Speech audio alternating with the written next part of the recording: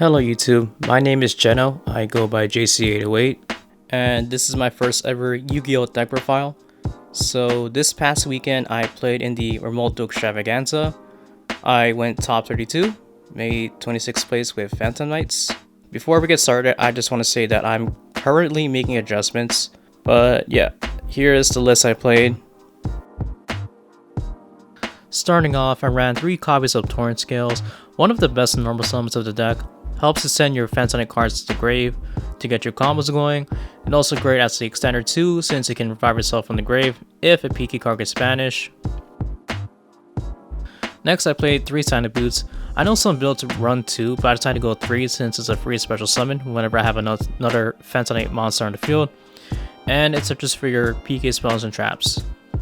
Continuing on, I played 2 Ancient Cloak, 1 Stained Graves, and 1 Ragged Gloves.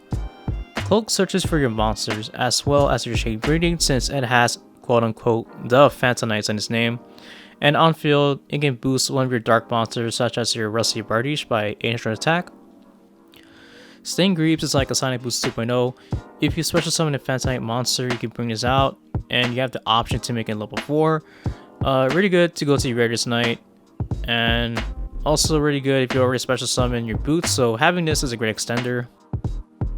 I ran 1 Gloves. In my opinion, it's an underrated card because if you have it in your grave during your mid combo, it kind of acts like a mask of what Phantom Knight card are you going to dump. Really good to dump your Torrent Scales, your Cloak, your traps, and so on. Next, for the non-Phantom Knights monsters, starting off, I ran the Torghast Burning Abyss engine, so 3 Torghast, 1 Graph, and 1 Seer. Torghast is the other best normal summon of the deck. It brings out your Graph, and then you go to your Cherubini, then you use Graph's effect to bring out your Seer, and then you go link off to your Rusty Bardiche. For the extenders, I ran 3 Kagemuchi Knight. Kagemuchi Knight's great because if you open up a Torghast, you can normal summon your Torghast, and then activate Kagemuchi Knight to help chain block your opponent's Ash Blossom, which is pretty neat. I ran 1 Psychic Wielder and 1 Psychic Tracker. These two, just free special summons if you control a level 3 monster. I also ran 1 Junk Forward. It's a free special summon if you don't control any monsters. Before we get into the hand traps, yes, I'm running the Red Eyes Dark Dragoon package, so 1 Dark Magician and 1 Red Eyes Black Dragon. I ran a somewhat heavy hand trap lineup because I kind of wanted to have an answer to almost every other deck. So 3 Ash Blossom, 3 Effect Vader, 3 Ghost Spells, and 2 Phantasmes. Like I said before, I'm currently making adjustments, but this is what I played. 2 Phantasmes was pretty good, especially when I went second. It's a draw 2, and then you can shuffle back any card you don't need. For the spells, I ran 1 Radis Fusion, 1 Rhoda, 1 E-Telly for the Psychics, 1 Call by the Grave to counter hand traps, and 1 Fool's Burial. In this scenario where my Rusty gets negated, I can just use the card to dump any Phantom Knight monster. For the traps, I ran 3 Fogblade, 1 Wing, 1 Shade Brigade, and 1 Imperial Order. Now, the reason why I played Wings over Sword is because I was afraid of the situation where my Sword does not resolve, and since Sword is a continuous trap, it stays on the field. With Wings, even if the attack boost gets negated, it gets sent to the grave since it's a normal trap, which is pretty good.